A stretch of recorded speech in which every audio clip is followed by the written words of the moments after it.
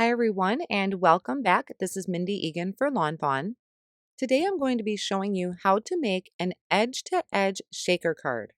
This is one of my new favorite ways to make shaker cards as there is very little bulk because we are not using any foam tape. You can create an entire background with it and use up all of those fun little embellishments that we've been collecting. To start off with, I'm going to be ink blending a background. I am using 80-pound white cardstock that is cut to 4¼ by 5½, and I'm just using a slick surface to do my ink blending with my foam dome blending tools, starting with the Salty Ocean Distress Oxide ink. So I ink blended the bottom panel of that. I flipped my cardstock and I have a post-it note protecting my fingertips so I don't smudge or get any fingerprints on my background. And then I came in with prize ribbon in the middle. Now I'm topping it off with chipped sapphire distress oxide ink. And one thing with doing these type of cards, if you're going to ink blend an entire background, is it does not have to be perfect. If you have any blemishes to it, a lot of it's going to get hidden by the shaker bits we're going to be adding to the card. But I did go back through all of my colors and just help smooth out that transition a little bit. Once my panel is all ink blended, I am going to die cut this using the stitched snowflake backdrop, which is going to give us this gorgeous snowflake background. You don't see a ton of it in the shaker card, but it does add a little bit of detail to that.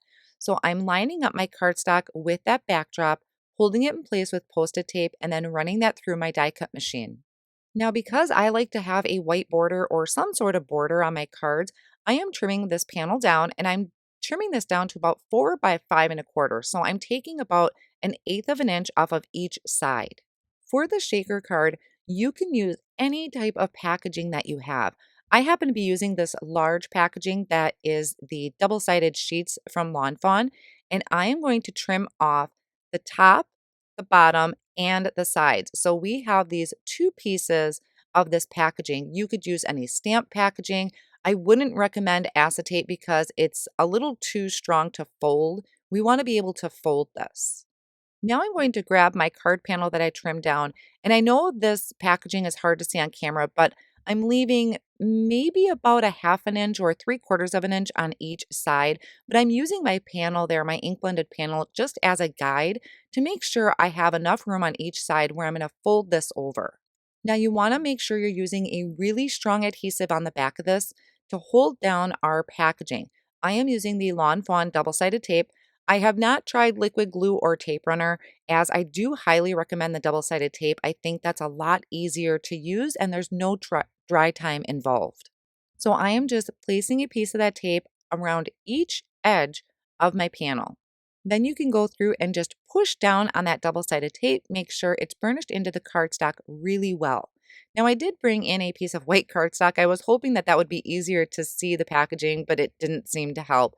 But I did center my panel onto that packaging. I'm removing just one strip of the backing of that double-sided tape, one at a time, and then folding over the edges of that packaging. I am only going to be folding over 3 sides at this point because I want to have a little hole at the top to make sure I can add my shaker bits too. So only remove the backing on 3 of those, fold those over, and there's going to be a little bit of a buildup there in the corners. I'm just going to take my scissors and trim that off. Don't get too close to the corners, otherwise you're going to create a hole in your shaker pouch and all your shaker bits will fall out. I went through my embellishment stash and I found some beautiful iridescent sequins. Since this is going to be kind of a winter themed card, I loved iridescent. I also have some clear sequins and I am just kind of popping that open at that opening at the top and just adding a few of those sequins in there. I'm also going to take some chunky glitter with a little spoon and just add about 3 little spoonfuls of that chunky glitter.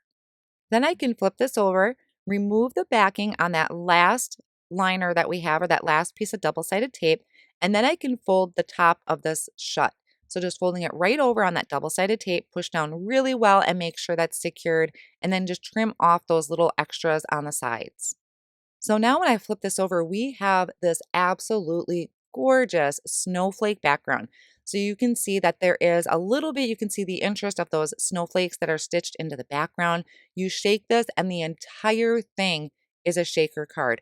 This would be really fun to make with a birthday card. You could have uh, the rainbow colored of sequins in there for a birthday card. Just so many possibilities with this. Now I'm going to add what I like to call as a security blanket. You could add this directly to your card base, but I like to have an extra piece of cardstock here to make sure it is really secure and it's also giving me a flat surface on the back to work with. So I lined the back of that panel again with the double-sided tape, and I'm adding this to a piece of white cardstock that I cut to the same size as that shaker card. Then I'm going to add adhesive to the back of this panel and attach this to a white card base that I have cut to 4¼ by 5½. So you could have added the shaker directly, but I just really like to have that security blanket to make sure that everything is really secure and nothing is going to come loose. Now, for the front of this, you could really go to town decorating this. You could create a little scene. You could add just some sentiments. I am going with the Magic Iris Snowflake add-on. I die cut that 3 times from some white cardstock, and I'm layering it together with liquid glue just to give this a little bit of dimension. Then once again, I'm going to add liquid glue to the back of this and add it to the front of my shaker card. Now, what I should have done was make sure that all of my shaker bits were down towards the bottom. That would have given me a little bit better surface, smoother surface to work with.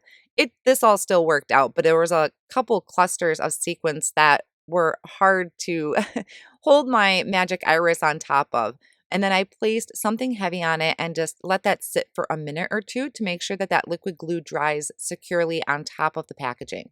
For my sentiment, I am using the Magic Holiday Messages stamp set, and this is just on a white circle piece that has a stitched edge. This is actually left over from the Magic Iris Snowflake add-on that I die cut.